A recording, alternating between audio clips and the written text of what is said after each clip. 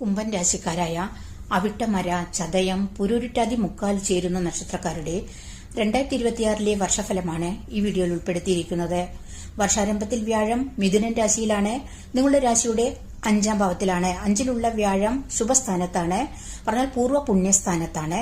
അതുകൊണ്ട് സർവ്വ ഐശ്വര്യം വന്നു ചേരും. ബുദ്ധി സാമർഥ്യത്തോടെ വിജയിക്കാൻ സാധിക്കും. നല്ല തീരുമാനമെടുക്കാൻ പറ്റും. അതുപോലെ വിദ്യാർത്ഥികൾക്ക് വിദ്യയിൽ ഉന്നതി ഉണ്ടാകും. ഉന്നത പഠനത്തിന്, വിദേശ പഠനത്തിനൊക്കെ അനുകൂലമാണ്. തൊഴിൽ അഭിവൃദ്ധി, ബിസിനസ്സിൽ അഭിവൃദ്ധി, അതുപോലെ വ്യാപാരത്തിലൊക്കെ അഭിവൃദ്ധി ഉണ്ടാകും. കലാസാഹിത്യാദി രംഗത്ത് മറ്റെല്ലാ മേഖലയിലും നേട്ടങ്ങൾ കൈവരിക്കാൻ സാധിക്കും. അതുപോലെ പുതിയത് തുടങ്ങാനൊക്കെ നല്ല സമയമാണ്. വിവാഹ ഭാഗ്യം, സന്താന ഭാഗ്യം, സന്താന സുഖം വർദ്ധിക്കും. ഭാഗ്യവും ധനലാഭവും ഉണ്ടാകും. ജൂൺ 2 വ്യാഴം മിഥുനൻ രാശിയിൽ നിന്ന് കർക്കിടകൻ രാശിയിലേക്ക് രാശി മാറും. അപ്പോൾ നിങ്ങളുടെ 6ാം ഭാവത്തിലേക്ക് മാറും വ്യാഴം. 6ലുള്ള വ്യാഴം ഒരു ഗുണദോഷ സമ്മിശ്ര ഫലമാണ് കിട്ടുക.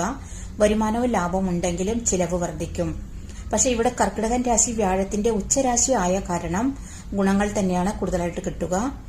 അതുപോലെ നിങ്ങളുടെ രാശി അധിപൻ ശനിദേവനാണ്. ശനിദേവൻ വർഷം മുഴുവനും മീനൻ രാശിയിലാണ്. അപ്പോൾ നിങ്ങളുടെ 2ാം ഭാവത്തിലാണ്.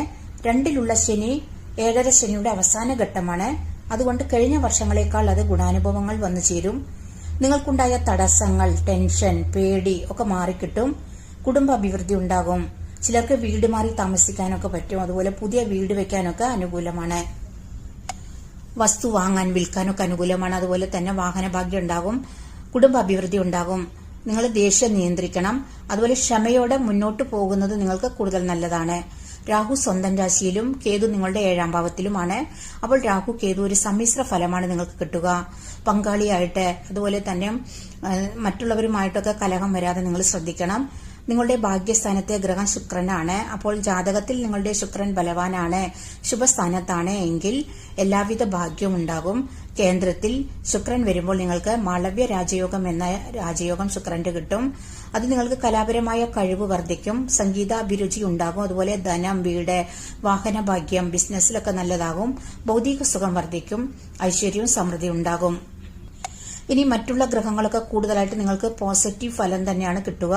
അതുകൊണ്ട് 2026 നിങ്ങൾക്ക് കഴിഞ്ഞ വർഷങ്ങളെ അപേക്ഷിച്ച് ഗുണാനുഭവങ്ങളും അതുപോലെ സാമ്പത്തിക നേട്ടങ്ങളും കിട്ടുന്ന ഒരു വർഷമായിരിക്കും.